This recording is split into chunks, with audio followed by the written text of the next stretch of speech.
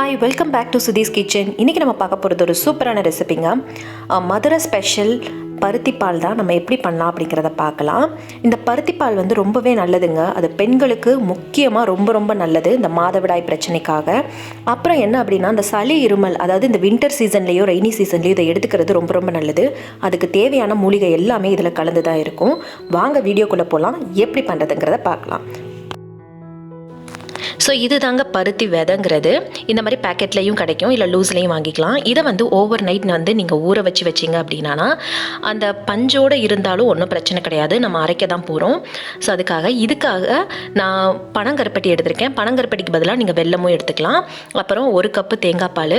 இது வந்து சித்திரத்தை, சுக்கு, ஏலக்காய். ஸோ இது எல்லாத்தையும் நம்ம பவுடராகவும் கிடைக்கும். நாட்டு மருந்து கடையில் போய் கேட்டோம் அப்படின்னா பவுடராகவும் கிடைக்கும், அதையும் வாங்கிக்கலாம். இந்த பருத்தி விதையை வந்து நம்ம நல்லா வந்து கிரைண்ட் பண்ணிக்கலாம். ஸோ ஃபஸ்ட்டு வந்து வெறுமனே நல்லா அரைச்சிட்டு வந்துட்டு அதுக்கப்புறமா தண்ணி ஊற்றி அரைக்க போகிறோம். ஸோ இந்த மாதிரி அரைச்சா இப்படி தாங்க வரும். இதில் வந்து நான் கொஞ்சமாக தண்ணி ஊற்றி அரைச்சி எடுத்துக்க போகிறேன். ஸோ இந்த ஸ்மெல் வந்து டிஃப்ரெண்ட்டாக இருக்கும், பட் நம்ம ஃபைனலாக நம்மளுடைய ப்ராடக்ட் வந்து ரொம்பவே நல்லா இருக்குங்க. ஸோ இந்த மாதிரி அரைச்சி எடுத்தாச்சு. இதை வந்து நம்ம ட்ரைன் பண்ணி எடுத்துக்கலாம்.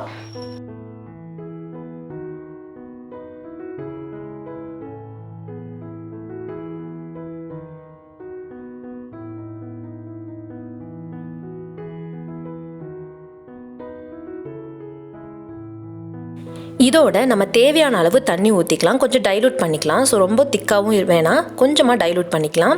இதோட வந்து நான் வந்து கொஞ்சம் மஞ்சப்பொடியை ஆட் பண்ண போகிறேன். ஸோ நான் ஏற்கனவே சொன்ன மாதிரி சளி இருமலுக்கு ரொம்பவே நல்லதுன்னு சொன்னேன். ஸோ கொஞ்சமாக மஞ்சப்பொடி ஆட் பண்ணிக்கிறேன்.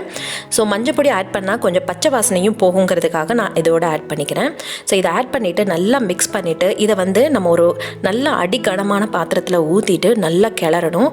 ஸோ இந்த பருத்தி விதையோட அந்த பாலுடைய ஸ்மெல் வந்து போகிற அளவுக்கு நம்ம இதை கொதிக்க வைக்கணும். ஸோ இது ஒரு பக்கம் போயிட்டுருக்கட்டும். இன்னொரு பக்கம் நம்ம வந்து இந்த பனங்கருப்பட்டியை கரைச்சிடலாம். இப்போ வந்து நம்ம இந்த பனங்கருப்பட்டியை கரைக்க போகிறோம். ஸோ கொஞ்சமாக தண்ணி விட்டுட்டு நல்லா சூடு பண்ணிங்க அப்படின்னா அதுவே நல்லா டிசால்வ் ஆகிடும். இதுக்கு இடையில் வந்து நம்ம எடுத்து வச்சுருக்கிற இந்த சித்திரத்தை, அப்புறம் வந்து கொஞ்சமாக ஏலக்காய், இது எல்லாத்தையும் வந்து நல்லா இடிச்சிட்டு வந்துடலாம். ஸோ இதை வந்து நான் ரொம்ப ஃபைன் பவுடராக அரைக்கவே இல்லைங்க, சும்மா வந்து நச்சு எடுத்துகிட்டு வந்திருக்கேன். அதை வந்து இதோடையே நான் சேர்த்துட்றேன். ஏன்னா இதை நம்ம ஃபில்டர் பண்ண போகிறோம். ஸோ வந்து அந்த சக்கையெல்லாம் கடிபடும் போது ரொம்ப அன்கம்ஃபர்டபுளாக இருக்கும். ஸோ அதனால் வந்து நான் இதோடையே சேர்த்து நான் கரைச்சி எடுத்துடுறேன். ஸோ நல்லா கொதிக்க விட்டுருங்க. அப்போ தான் இதனுடைய எசன்ஸ் எல்லாமே இந்த வெல்லத்தில் இறங்கிடும். அதுக்கப்புறமா நம்ம இதை வந்து பருத்தி பாலில் ஊற்றும் போது ரொம்பவே சூப்பராக ஸ்மெல் வந்து செமையாக இருக்குங்க. அதுவும் இந்த சுக்கு போட்டதுக்கப்புறம், சுக்கு, சித்திரத்தை, ஏலக்காய் இதெல்லாம் போட்டதுக்கப்புறம் இந்த வெல்லத்தோட ஸ்மெல்லு அவ்வளோ நல்லாயிருக்கும். ஸோ இதை வந்து நான் ட்ரைன் பண்ணி எடுத்துட்டேன் பாருங்கள். இப்போ வந்து நம்ம பருத்தி பால் நல்லா கொதிச்சிட்ருக்கு. ஸோ ஒரு 2-3 கொதி வர வரைக்கும் நல்லா கொதிக்க விடுங்க சிம்மில் வச்சு. அப்போ தான் வந்து அந்த பச்சை வாசனை எல்லாமே போகும். இப்போ வந்து அந்த பச்சை வாசனை போனதுக்கப்புறமா நம்ம எடுத்து வச்சுருக்கிற, ட்ரைன் பண்ணி வச்சுருக்கிற வெல்லத்தை வந்து சேர்த்துடலாம். ஸோ கலர் வந்து பாருங்கள் எவ்வளோ அழகாக சேஞ்ச் ஆகிடுச்சு அப்படின்னு. நீங்கள் வெல்லமும் யூஸ் பண்ணும்போது இந்த மாதிரி கலர் சேஞ்சஸ் நடக்கும். ஸோ கொஞ்சம் வந்து டார்க்காக இருக்கிற வெல்லம் யூஸ் பண்ணிங்க அப்படின்னா இந்த மாதிரி கலரில் உங்களுக்கு கிடைக்கும். இந்த மாதிரி இப்போது நம்ம வந்து இதில் வந்து நார்மலாக பச்சரிசி அரைச்சி ஊற்றுவாங்க. நான் வந்து கொஞ்சமாக பச்சரிசி மாவு மட்டும் கொஞ்சமாக தண்ணியில் போட்டு கரைச்சிட்டு அதில் ஊற்றிக்க போகிறேன். ஸோ ஒரு திக் கன்சிஸ்டன்சிக்காக, ரொம்ப திக்காக வேணும் அப்படின்னு நினச்சிங்க அப்படின்னா கண்டிப்பாக கொஞ்சம் நிறையவே பச்சரிசி போட்டு நீங்கள் தண்ணி ஊற்றி கரைச்சி ஊற்றிக்கலாம். ஸோ எனக்கு வந்து ஓரளவுக்கு வாட்டரியாக இருந்தால் போதுங்கிறதுனால ஒரு 1.5 டேபிள் ஸ்பூன் அளவுக்கு வந்து நான் பச்சரிசியை போட்டுட்டு அதை வந்து தண்ணியில் கரைச்சி ஊற்றிருக்கேன். ஸோ இது வந்து நல்லா கொதிக்கட்டும். இது ரொம்ப நேரம் கொதிக்கணும் தேவை கிடையாதுங்க. ஒரு 1 நிமிஷம் கொதித்தாலே போதும். ஏன்னா பச்சரிசி வேகமாகவே வெந்துடும்.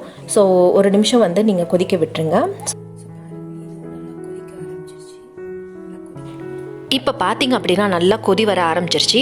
இந்த சமயத்தில் வந்து நம்ம எடுத்து வச்சுருக்கிற தேங்காய் பாலை ஃபைனலாக ஆட் பண்ணிக்கலாம். ஸோ இந்த தேங்காய் பால் ஆட் பண்ணும்போது நீங்கள் வந்து அடுப்பை சிம்மில் வச்சுக்கோங்க. அதே மாதிரி அந்த கொதி வரும்போது நம்ம ஆஃப் பண்ணிடணும். அவ்வளோதான். சூப்பரான சிம்பிளான பருத்தி பால் ஈஸியாக நமக்கு ஒரு 15 நிமிஷத்தில் ரெடி ஆகிடும். ஸோ பாருங்கள், நம்மளுடைய பருத்தி பால் ரெடி ஆகிடுச்சு. ஆஃப் பண்ணியாச்சு இப்போ ஃப்ளேமை வந்து. இப்போ வந்து இதை நீங்கள் சூடாக வந்து சர்வ் பண்ணிங்க. இதில் கொஞ்சமாக மிளகுத்தூள் போட்டுட்டு சூடாக சர்வ் பண்ணுறீங்கன்னா அவ்வளோ நல்லதாக இருக்கும். அதுவும் இந்த மழை காலத்தில் இந்த மாதிரி குடிக்கும்போது ரொம்பவே நல்லாயிருக்கும். நான் ஏற்கனவே சொன்ன மாதிரி பெண்களுக்கு இது ஒரு வரப்பிரசாதம்னு சொல்லலாம். அவங்களுடைய மாதவிடாய் சம்பந்தமானவோ இல்லை கர்ப்பப்பை சம்பந்தமாக எந்த பிரச்சனை இருந்தாலுமே அது ரொம்பவே நல்லபடியாக தீர்க்கக்கூடியது. அப்புறம் சளி, இருமல், உடம்பு வலி, அசதி இந்த மாதிரி எதுவாக இருந்தாலும் நீங்கள் இந்த பருத்தி பாலை குடிங்க. ரொம்பவே உடனடியாக ஒரு நிவாரணம் கிடைக்கும்.